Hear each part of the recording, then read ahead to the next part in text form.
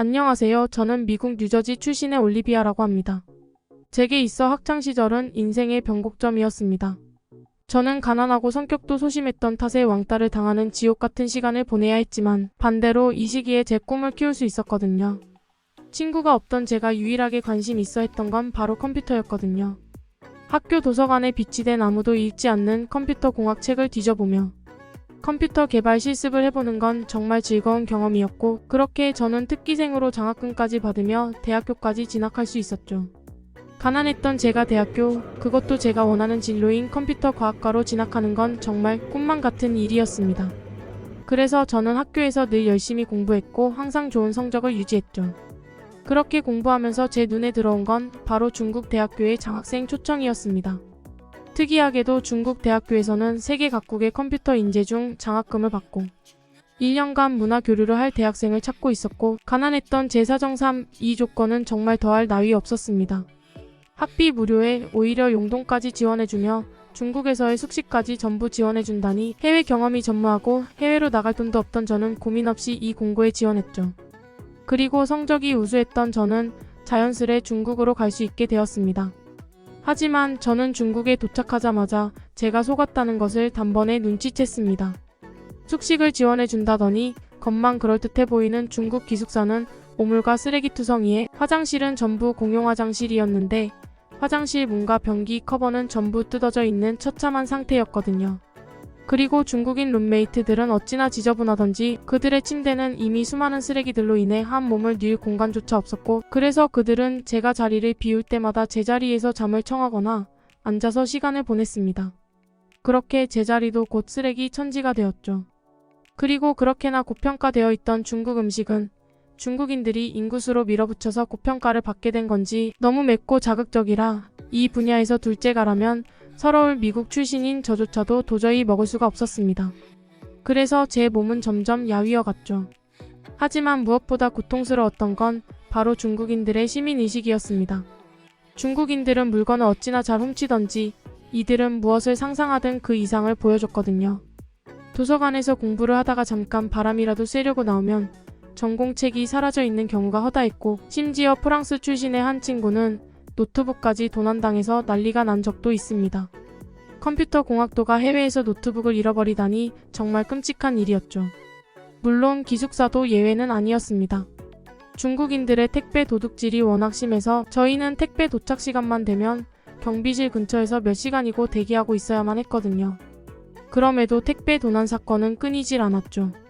저 또한 방심한 사이에 중국의 유명 쇼핑몰에서 주문한 고가의 키보드를 도난당하고 말았는데요. 이건 형편이 넉넉지 않은 제겐 엄청난 타격이었고, 저는 즉각 경비실에 들러서 도난 사실을 알렸습니다.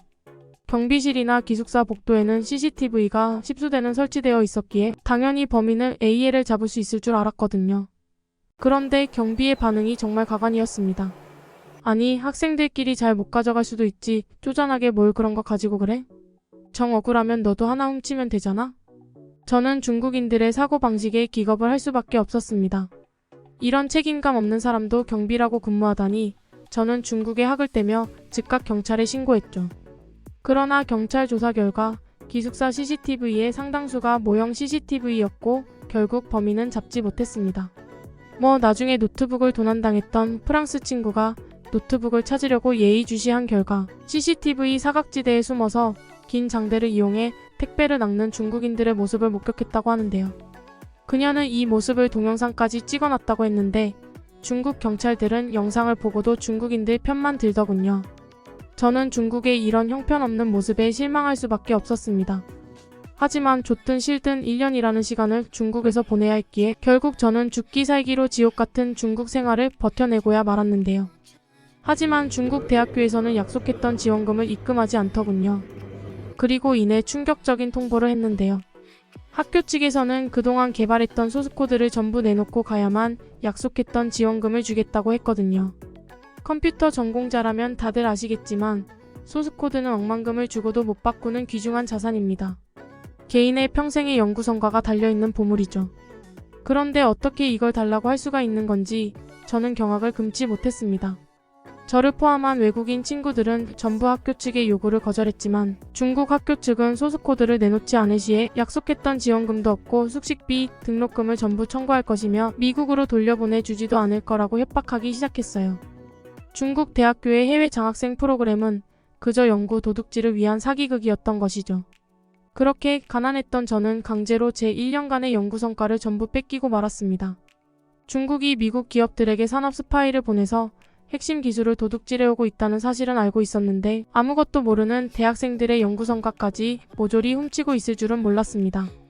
이 나라는 정말 상상을 초월하는 곳이었던 것이죠. 그렇게 울면서 미국으로 귀국하려던 그때 한국에서도 비슷한 프로그램을 진행한다는 것을 알게 되었습니다. 이 한국은 IT 강국으로 이름나 있기도 하고 한국이 주최한 프로그램에는 한국 기업 체험 및 인턴십 기회 등 실용적인 혜택들이 많더라고요. 그리고 중국에서 모든 걸 빼앗겼던 터라 빈손으로 미국에 돌아가기는 죽기보다 싫었죠. 그래서 저는 중국 다음에 바로 한국으로 가는 미친 짓을 감행했습니다. 그렇게 한국 대학교에 가보니 저는 우수한 한국인 컴퓨터 및 소프트웨어 학과 학생들에게 밀려 상대도 안 되더군요.